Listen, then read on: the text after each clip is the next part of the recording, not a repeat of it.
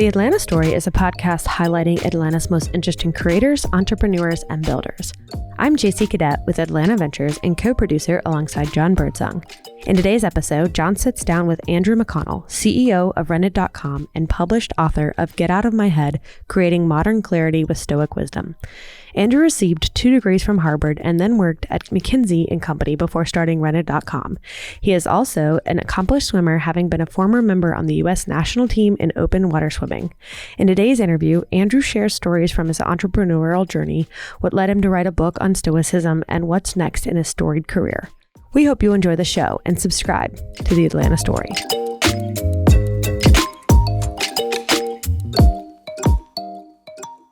Andrew McConnell, welcome to the Atlanta Story podcast. Thank you for being here. Thank you, Jon. It's great to be here. So, published author, CEO of Rented.com, dual Harvard degree, University of Cambridge as well, and also swim for the national team for open swimming. Where do we even start? I feel like throughout your career, a lot of the check boxes have been checked, and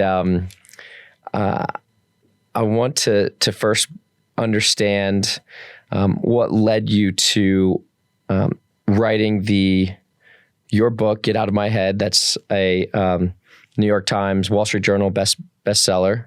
So congrats on that. Thank you. But what led you to that? Yeah, when you say where to start, I thought it was funny being here in the tech village as well, because not 4 minutes after I stepped inside this building, I got an email from Pardot.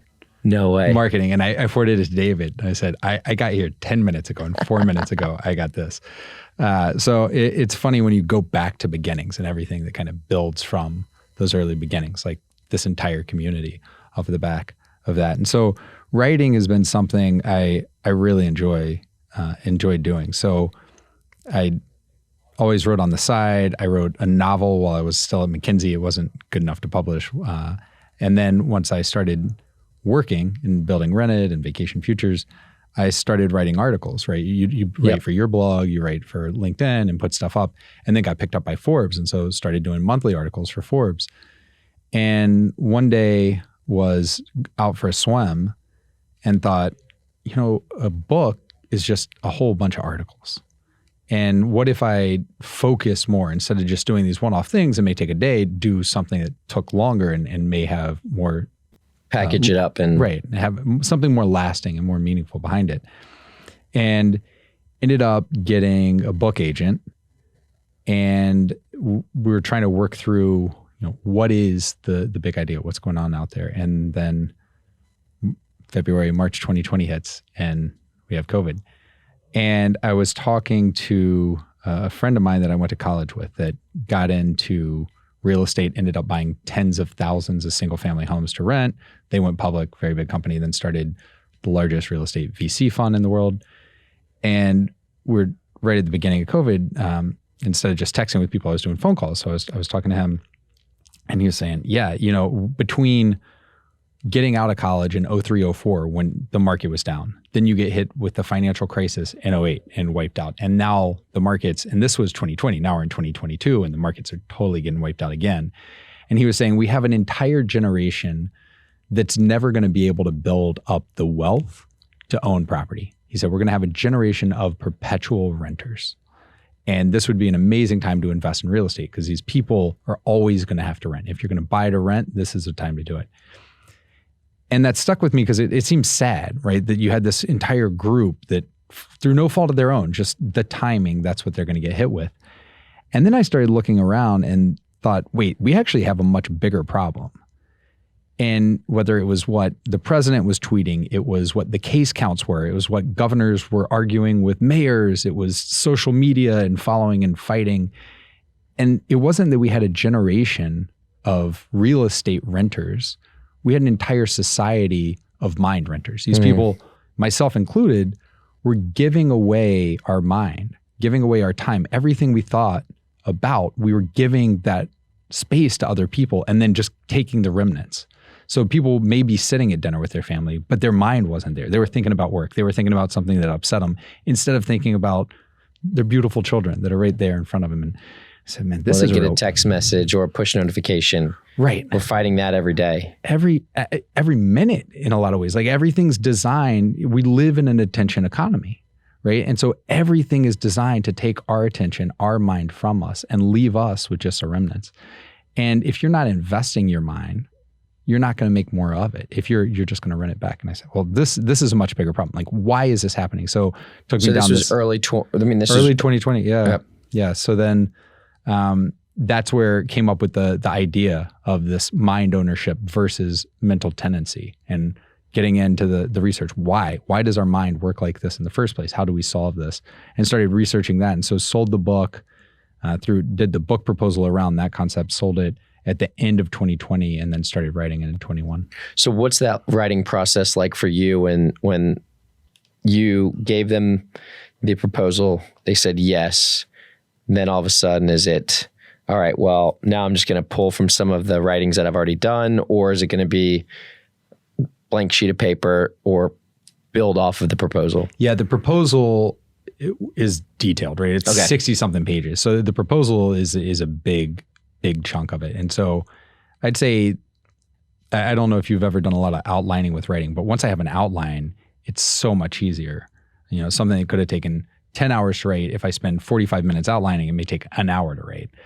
And it's very much like that with the book, that the proposal ended up being the outline of, here are the people who I want to talk to. Here's the stuff that I want to look into and the structure. And maybe 60% of that carried over into the book, but it got it started. And then we shuffled pieces around and structured it differently, maybe added in some new profiles and talked to people that I could get access to now that I didn't before, stuff like that. And is this you waking up at 5 a.m. and writing from 5 to 7, or is there something, what's the true time commitment? Yeah. So before I had a child, that was my writing time. So I normally get up at 5, and 5 to 7 was my writing time. That's when I did a lot of my articles. And then now it's just too inconsistent that I have that time, because I don't control if my daughter decides she's going to get up at 5:45 or she's going to get up at 6:30 and how that all works. And so what I typically do is I'll get up and just start working then, because I live most of the time in Bermuda. So I'm 4 hours ahead of my West Coast team. So there tends to be stuff when I wake up, so I can just start working on that. There's that block of time. Then I have the time with my daughter, and it's right once she goes to school, I try to take that early part of the morning. And it was kind of 2 to 3 days a week, taking 90 minutes or so of just heads down and try to do chunking.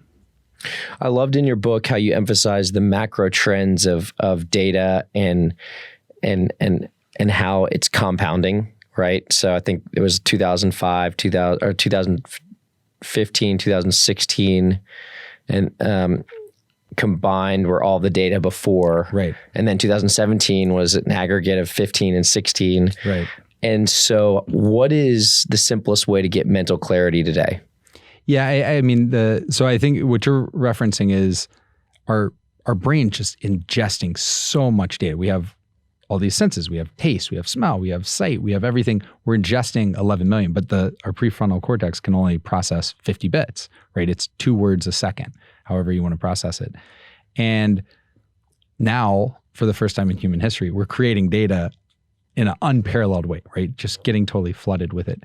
And so for me, the answer, you can't fight that. You can't fight. I mean, you can do better things of saying, hey, I'm just not going to have notifications on my phone. That's not a thing I'm going to have, so that I dictate when I'm going to pick it up and when I'm going to look at it. That being said, we build habits. And so you can say I'm dictating it, but they do studies, and the average number of times we touch our phone and look at it, it's just unreal. And so I think almost with all of it, it's you can't control your immediate reaction. But what you can do is start noticing. So you start that reaction, you pick it up, and then you decide, wait a minute, I see what I'm doing now. Not all the time, maybe 30% of the time, maybe you get to 50%, but you look at your hand on it and say, do I really want to turn this over now? Do I really want to look at it now? Am I just defaulting to doing this, or do I really want to do it? And whether it's... That's a great first step. Right. And it doesn't just have to be with the phone. It could be in a conversation, right? You're speaking to a spouse, you're speaking to an employee at work, and somebody says something that triggers. You can't stop the trigger, but if you can get to a place where you can notice that you're being triggered and then decide, wait, do I want to give my mind over to that or not? Do I want to do something else? Do I want to take a breath here? Do I want to take a pause? Do I want to say something else or buy time? Move it to where you're making conscious decisions as opposed to letting the subconscious dictate your life. That's a good way to start. Well, let's come back to the book. Let's talk about rented.com and that origin story, right? Because not only are you writing the book, but you're also leading a team. You've got a SaaS product that's being used, and would love to learn just rented.com. What is it, and how did that origin story begin? Yeah, that's a winding story. So rented.com, yes, Rented is a SaaS company, B2B SaaS for people. Think of Airbnbs and vacation rentals as an individual renting out a house or a bedroom. The reality is most of the properties, most of the money are made by companies. So it's just like we have Hyatt, Hilton, Marriott. They're those companies in vacation rentals. They're just tiny. It's Hilton Head Vacation Rentals. It's Destin Getaways. It's Gatlinburg Cabins, right? These very small companies. And if you think about it, vacation rentals as a concept, they're older than airlines because they predated airplanes existing. People were renting out homes. Same with hotels. But airlines and hotels, because they're so much bigger, their technology is so much more sophisticated. We all are used to going on and looking at an airline flight price, and then 10 minutes later, it's different, right? They have dynamic pricing. They're looking at search patterns and supply and demand. Vacation rentals typically don't work like that. People say, oh, my home is $249 a night, other than 4th of July, and then it's $349. But that doesn't make a lot of sense. Some nights may only be worth $169 and some may be worth $279. And it changes as demand changes. Right when markets open at the end of 2020, when people could travel again, people were making 3 times as much if they knew how to price. And so what rented.com is, we are the pricing engine for those professional companies. So just like Delta or Marriott have their own pricing engines for managing their flights and hotels, we do that because these companies are too small to build that in-house. We do that through B2B SaaS for them. And so right now, how many employees do y'all have? What are you hiring for right now? Where do you want to take it? Yeah, so right now we're right at 20 people hiring. I think like everybody in the entire world trying to hire more engineers. I was just speaking to, and looking internationally, I was just speaking to a candidate in Spain right before we jumped into this. So looking anywhere and everywhere to try to find those engineers, and really want to take it to, if you really want to go back to the origins, I got into this industry, short-term rentals, back in 2012, 10 years ago. Which you transitioned from McKinsey. Yeah, I did. So I was at McKinsey. Which is amazing because I mean, I've got a framework for people who go into consulting and then transition to entrepreneurship. And I've just got immense respect for them because it's one thing to do it when if you don't have a job or if it's like your last resort. It's another to just leave this this golden handcuff. That it was funny that it ended up being a strike against me at one point in fundraising, even because somebody was saying, "Look, your opportunity cost is so much higher." Yeah, right. You look at some of these startup people; they're 22. They're not going to make that much today, right? Versus where else they go. But we know what you just gave up to go do this. And if it's not going well, how do we know you're going to stick around? Right. Your opportunity cost very high. So, yeah, I mean, to be fair, so I was at McKinsey for half a decade, and then a partner recruited me away to what I thought was a startup. So it was a $100 million company, but it was not, to me, that seemed like a startup leaving McKinsey. Right. And so I had kind of the training wheels in between, where I was getting to work a lot with the CEO. I was building a new product, took it from 4 million to 20 million in a year. I was like, man, I can do this. Yeah. Let me go try to do this on my own. But 0 to 4 is really hard too. 0 to 4, yeah, zero to anything, then 0 to 1, then 1 to 10. They all have their own difficulties. Yeah. So what got me into the industry though, what got me so excited about it was back then, 2012, I was looking at the stat from hotels and vacation rentals. And it was estimated that in 2010, there were 6 billion available hotel bed nights annually. So if you added up all the hotels with all the rooms and all the beds, how many nights you could rent to stay in hotels. There were 6 billion of those.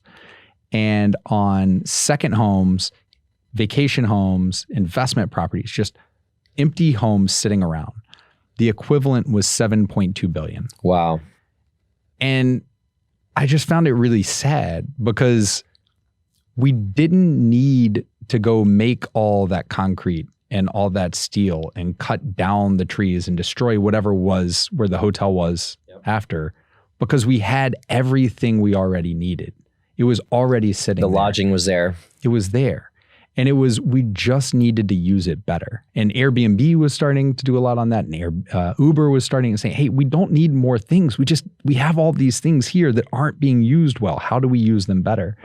And so that's what really got me excited about the space. And so coming in, again, winding journey, the first company was matching homeowners with property managers through these reverse auctions. So managers would buy up the entire year from the owner. Yep. So the owner wouldn't do the work and we get guaranteed income. Then we found those really small companies don't have a ton of money to do that. So we kind of plateaued. So ended up starting a fund and leasing up thousands of properties ourselves on our own books. And then that's what we built this SaaS for, was to manage those. And we said, hey, I wonder if other people would pay us for this. So spun rented.com as its own SaaS component off of that. Great URL, by the way. Yeah. Looked into it. I do have to give credit where credit's due. That was Mickey Croft. We were looking to what should we name this company back in 2015. He said, rented.com is available. I was like, yeah, but I've never paid more than $19.99 for a URL. I'm not about to do this. Yeah. And then everybody to the person was like, do that. that is better. So Mickey gets kudos for that. And so in your book, that ties a couple things, right? Because I remember the conversation you had with Kevin explaining, the first value prop of pre-rented.com, and you tie it into a Stoic learning. So it's from the looks of it, undergrad, Harvard, history major. This book that you wrote seems to be just pulling in all of these just completely different webs of your life. Yeah. Can you elaborate on that? Yeah. So, because almost every conversation people say, well, how long did it take? How long does it take to write a book? And I said, honestly, it's taken a lifetime, because to your point, it's bringing in these webs of everything I've read, each conversation. I was talking to a friend, and what really stuck with her was this conversation with my dad. That conversation happened when I was 9 years old, right? So in some ways, I started writing this book then when I was 9, and I got that lesson, and then that informed what I did a lot through life. And so Scott Adams, the Dilbert creator. Yeah. He said, I'm not the best business guy, and I'm not a great drawer, right? I'm not the best cartoonist, but I bring these two skill sets together and kind of create something new, being a yes and I think maybe that's a little bit like, I'm not the most academic person, and I'm not the best. I'm not Marcel Proust, and I'm not Elon Musk, but just trying to bring it in a way that people can relate to it. Okay, here this business side, but then bringing in some history, and then bringing in some philosophy and these other pieces. And so that's just my process of just trying to find how to tie disparate, seemingly unconnected things together to get new lessons. And then wrap the Atlanta, so many Atlanta entrepreneurial stories. Kat Cole, David Cummings, KP Reddy, and several more. So it's been a good read. Talk to us about history, your love for that. What's your favorite time period? Oof. I studied U.S. history in undergrad, and my focus was on the civil rights movement. My thesis was on SNCC that John Lewis had been the president of. And so that's certainly, I think, a very transformative part in time for our nation. But I just read a book 12 books that I didn't even know existed, this series called Dance to the Music of Time. And it's following post-World War I through like the late 60s, beginning of, or mid-60s Vietnam in England, and all the transitions. It's these same characters going through and everything they went through. And so I think the specific period or just read a biography on Peter the Great, right? So you're kind of very 17th century and the start of the 18th century. And for me, it's like talking to any particular stranger. Every single person has a perspective so different from your own. And it's similar for history of if you're going to get deep enough, if you're going to go in with a curious enough mind, there's just so much you can learn. And reading Ray Dalio's most recent book, Changing World Order, and then when he's going back real far in history, 1,000 years plus in the cycles, man, and talk about tying in disparate pieces and seeing things that other people just weren't connecting because people were looking 50 years or 100 years and thinking they're looking really far. And he's saying, no, the cycle's 150 years. You have to look through several of those to start getting real lessons. Yeah, so I don't think there's a specific place or time. It's more if it's well-researched and well-written, then it gets me excited to learn about it. This podcast is brought to you by Atlanta Ventures. Check out our website to access many resources, including free tools and guides to start a business, a calendar of our upcoming events hosted at Atlanta Tech Village, and a lot more content around building companies. So let's go to you mentioned you live in Bermuda. How did COVID change you, your family, your business? I mean, obviously at the beginning of it, there was nobody renting anything. But that's probably caught back up and some. It did. I mean, it's very difficult to do a counterfactual history, but my wife's a partner at a law firm in labor and employment. And so you go to the beginning of COVID and we had clients in the Cayman Islands. Their airport shut down. There was no one physically to travel there. Their revenue went to zero. A lot of these companies take bookings and make you take a prepayment on a booking far into the future. And so as cancellations come in, they have negative revenue because they have nothing new coming in, but they're having to send money back. And so how do you keep your employees on everything? And so you go back to the beginning, travel shuts down, schools shut down, so our daughter's home. So we're supposed to full-time parent while we're both working. I mean, and this is probably for every single person listening to this. You're working more than ever, but also supposed to take this totally new job because we don't have daycare all of a sudden. And we saw what was happening to our clients. We said, look, if our clients don't exist on the other side of this, there's no point in surviving. How do we help them? So we cut, without anybody asking, we cut all our prices in half. We said until June 1st, every single bill you get from us is going to be cut in half. And we did that because all the leadership took 50% pay cuts. And so making a lot less, we're still paying for daycare. We're trying to hire a nanny that was 2x normal. My wife's firm, they all went on 50% pay cuts because nobody knew what was going to happen. And so you're making less, you're working more, you have no idea what the other side's going to be. And so that was really the trial by fire, that like writing the book and thinking through it and developing the concepts of it. That was the time of, okay, every time a client would ask me or my team would ask me, what's going to happen with COVID rates? What's going to happen with the markets? I said, look, we have a virus that we don't know what it's going to do. We have governments that we don't know what they're going to do in response to the virus. And we have travelers that we have no idea what they're going to do in response to the other two. What of those do we control? I said, well, we don't control any of that. Exactly. So do we want to spend mind cycles thinking about that? Or what can we do? Well, we can keep delivering for our clients. We can cut their prices in half. We can influence the government. Let's go work with the Vacation Rental Management Association to lobby DeSantis to open up the Florida markets, which fortunately he did 72 hours before Memorial Day, transformative.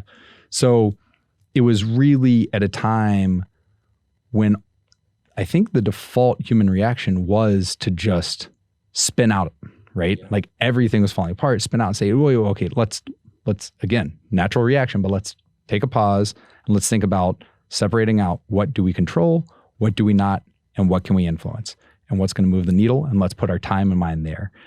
And so that was really the focus until we got to the summer.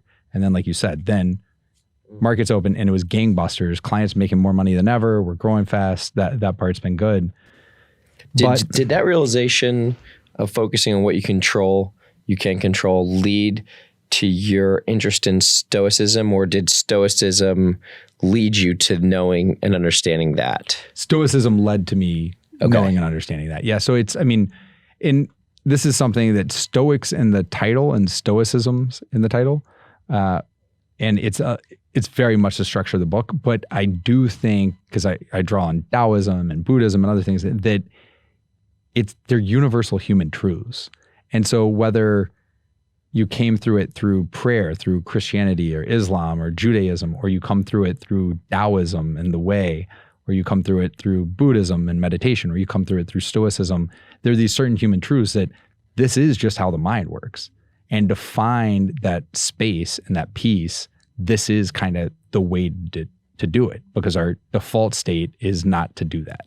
You have to find ways to go around it. So being someone who clearly has a tendency to, for high achievement, just through Harvard dual degrees, and how do you teach or raise children with the Stoic mindset? Yeah, this is a big question. So I actually just bought, Ryan Holiday has a new book, the girl who would be emperor or something, that Ford, because he had one for boys, and so this one's around Epictetus, but for girls, and there's a whole fight about that. But for being a girl dad, like I always think about that. Yeah, always think about like how to teach this in a way that relates to her and gives enough space, but also provides some constraints. Yeah, and I think I have not perfected this by any means, but trying to figure it out. It's so much of it is kids don't do what you say, they do what you do. And so it's just when I'm being conscious about it to try to make very deliberate decisions of the way I act in tough situations. And then the words that I say in those situations so that she can hear, okay, that's his thought process. I'll go back and kind of like a teacher with math homework saying, show your work, right? How did you get to this? And I remember an employee at one point was talking about presenting at a conference. And so proud of himself because he had done it. And he was like, yeah, it just doesn't come natural to me like it does to you. I said, come natural, man. I remember raising my hand in school. I would get sweaty and get so nervous and my heart's racing. Like, there's nothing that when I go present, I may practice it 80 to 100 times. I'm practicing in the shower. It's running through my mind 24/7. And it made me realize how important it is to show the work. And so that's what I try to do with my daughter is, instead of just internalizing it, really sharing the thought process as I'm thinking through it. So she's seeing it. And so this one morning that really hit me kind of on principle, every single day I've been on island in Bermuda, I swim in the ocean. So there are hurricanes, whatever it is, tropical storms, I'm in the water, I'm swimming. And it's kind of wintertime, it's a little colder, it's a little choppier, and I see it. Is this 15 minutes, 45 minutes? It depends. Yeah. So, I mean, every other day is a longer swim, which would be 4 to 5K. And then the shorter swim would be 1K to 1.5K if I lift. And then, so it's cold, it's choppy, and we're driving back. I said, I don't know if I want to swim today. And Tallulah said, Daddy, have you done it before? And she's 6. I said, yes. He said, then you can do it again. Okay. All right. Nice. I got an email from the Daily Stoic that was very much about if you can't endure these things and you're enduring them, you can do it. And I was like, man, she's teaching me better than Marcus Aurelius today. She's doing these great things. So it seems to be working. I mean, she's so tough, and it just. Yeah. It's, I think it's a balance for every parent to, make sure that they're getting exposure and picking the right sports, and then how hard to push, how hard not to push. And, for someone who was an athlete, is an athlete, but trained at the highest levels, and then, how do you give enough space, but not? Yeah, and I think this is actually something that would be worth digging a little on, because I think a lot of people hear Stoic and Stoicism and with a lowercase s, and they think cold, unfeeling, unemotional. And that is the lowercase Stoic. Oh, that person was Stoic in the face of adversity. But that's not Stoicism with a capital S. That's not the practice. That's not the philosophy. The philosophy, you can still feel the things. It's just deciding how much of your life and mind and time do you want to give to that feeling versus what is in your control and moving on. And so, especially as a parent, I would shy away, or I do shy away. I don't want her to not feel. Yeah. Right? So we were driving, my wife was out of town, and we were driving one Sunday to get pizzas for dinner. And I had this playlist that I made when she was first born. And every single night I would hold her and dance to Macklemore's Growing Up was the first song on the playlist. And then it would go through and we'd do bath time and we'd go and then read a story. And we hadn't listened to it in a while. So I had put that on while we were driving to get pizza. And we're driving down the road and she just starts bawling, crying. Wow. Okay. So we pull over to the side of the road, like, what's going on? And she, for some, I don't know if it just hit her that people could die. She's like, I'm so worried I'm going to lose you. I'm going to lose mommy. And so we just had to sit there. And it wasn't, hey, no, don't feel like, try to dismiss it of we're still here, all that. It was, okay, let's talk about where are you feeling? Well, it's feeling right here in my chest and my stomach. Okay, and what's making it feel like that? And really trying to dig in to the emotion, as opposed to saying, I think when people hear Stoic with lowercase s, they think, oh, you just cover it up and don't feel it. Whereas my understanding of Stoicism is, no, you recognize it. You dig into it and make it a conscious thought process and decision, as opposed to just handing it over passively and subconsciously. And so we, totally changed the plan for the night. Like, here, let's just sit here and take all the time we need to talk through this and feel through it. And so I put that out there to just try to separate out those two kinds of Stoic or Stoicism. Sure, that helps clarify. So let's go back to social media. Yeah.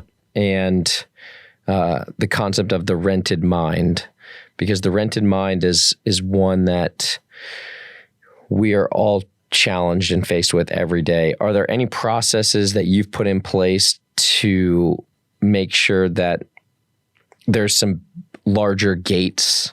So there's no social media for me that's on my home screen of my phone. I haven't done the log out and make it or delete them from my phone or drop off. And honestly, the reason selfishly for me for that is business, right? Whether it's promoting for the book, it's promoting for the company. I need a presence for hiring. I mean, the best thing for us for hiring is my social presence, my writing, and then promoting that. Yeah, you got a great LinkedIn game. Thank you. So for me, I think it feels like less of a problem in that I'm more a producer than a consumer. Right. Because I'm not that interested. Like I was saying at the start of COVID, instead of texting with a friend, I'd rather call. I'd rather go talk to the person instead of following them on Facebook. And so I think that for me helps some, but everybody has their own parameters, but they don't necessarily realize they have them. And so did you consciously create those parameters, or did they get created for you by this was how much flex time I had in my day? And you get to the end of the day and say, man, I didn't have time to go to the gym, or I didn't have time to do this. Well, okay, how many shows on Netflix did you think you were going to watch? One. Okay. And then with the default play the next episode, how many did you sit there and watch? Well, I watched 3. Okay. Well, you just gave your mind. You just ended up renting what was left after you gave that to Netflix to decide what you're going to watch. Same on social. Oh, I wanted to check this one thing, or I wanted to do this one post. An hour later, it's gone. And so I don't want to sit there and badmouth social media or any of these things, because you may have different reasons why you need to be on it or want to be on it. But just like with all of this, just make it a conscious decision of saying, okay, if I was going to design my life, here's how much I want to give to social. Here's how much I want to give to consuming media, whether that's reading or that's watching TV or whatever it is. Here's how much time I want to just be quiet and not have people pushing stuff into my head. Here's how much time I want to spend with my family. And so few of us, and for most of my life, I didn't go through that on the front end. You're just left with what your day ends up looking like. You don't design it. Your life is designed. And guess what?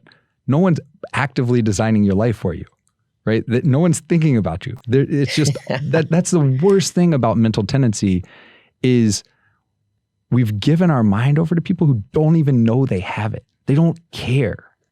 They have no idea. Like the person who said that at work or the person that tweeted that you're all upset about, that person doesn't know you exist. And you've given over your mind to it. And so that's, again, just pulling back. Say, is that really where I want to spend this time? That is, I feel like the world needs to hear that message. Yeah, hopefully, yeah. I mean, that's kind of the point. Exactly. How do you, got a few more questions. How do you search and seek truth today? Yeah, so for me, not to be a moral relativist on a lot of stuff, but I think with science, right, the scientific process, there's no final truth, right? Like, oh, Newton found the truth. And then it was mostly right until we could measure a little more specifically. And then Einstein got to the truth. And then that was right until we got to quantum mechanics. And so it's this ongoing process. And so how I seek truth and search it out is to keep that open mind, to not believe that I have the ultimate and final truth in the first place. And so to one, have the open mind, and then two, proactively say, okay, well, what do I want to go seek the truth on now? And having a 6-year-old is a great way to do it because she'll ask stuff that you would assume, oh, I know that. And then when you're trying to explain it to a 6-year-old, I don't really know that. Let's go spend some time researching and find out what the truth is here. Yeah. And so you, where do you want to go? Where do you want to take Rented? What are the chapters of your career? Yeah. So I guess going back to why I got into Rented in the first place, right? Yeah. It was better utilizing the things that we already had. And so the whole purpose behind Rented, not just the pricing, but what else we can do with it, is to better enable those local companies. Because if they are better at their job, they're providing better service, they're providing better marketing to attract people to come, they're generating more revenue, then more guests are going to stay there. More owners are going to put their homes in because less than a third of the properties are available for rent. Most people just let them sit empty because it's too much hassle. I don't want a stranger in my bed. But if you can more and more professionalize it and can grow that pie, then I think we can stop having to create new things. And then you can take that principle elsewhere and say, okay, what else do we have that we can just use better? And so that's... When you say new things, you mean like hotels and... Honestly, any new thing. I mean, I'm just not big on things, right? This is one of my 7 shirts and, I kind of rotate through the week and whatever is the top, that's what I have. And this one of my 3 pairs of shorts, and I have some shorts and I have some long pants.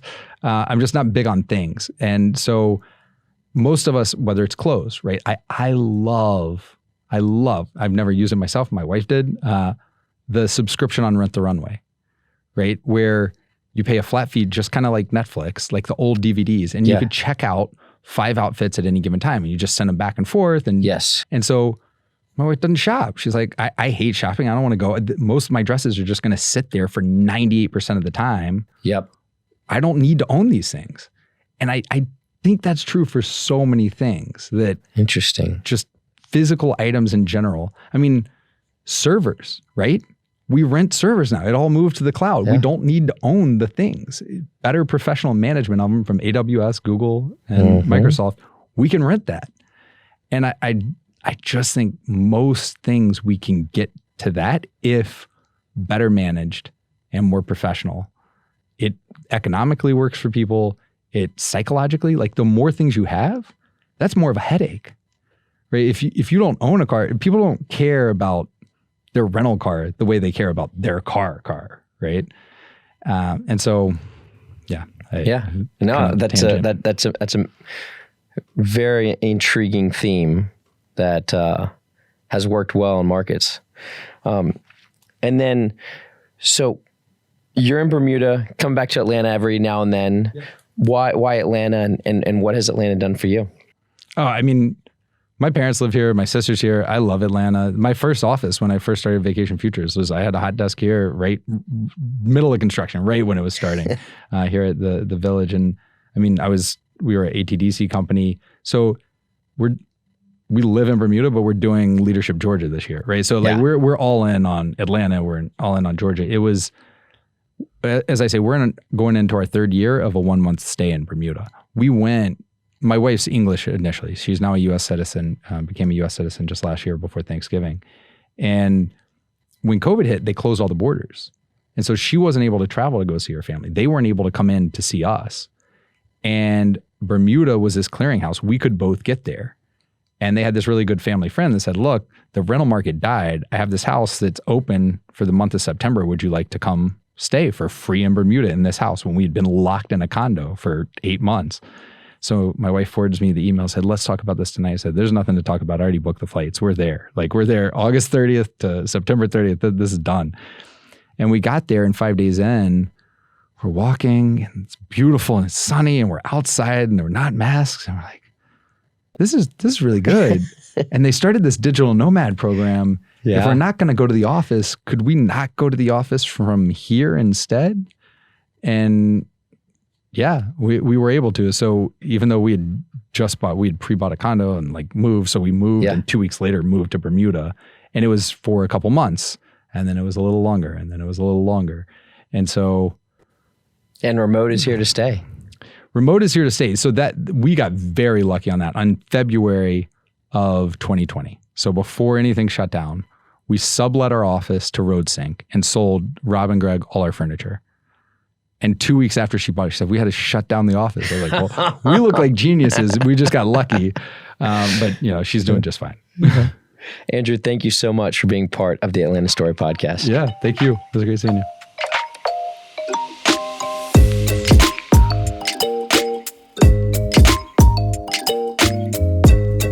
This podcast is brought to you by Atlanta Ventures. It was co-produced by JC Cadet and Jon Birdsong. If you are looking to start the next $300 million business in Atlanta, check out the studio at atlantaventures.com and the companies we work with who've done it before. Thank you for listening to this episode. If you enjoyed it, please share it at your next coffee meeting or dinner greeting, rate it, and write a benevolent, eloquent review.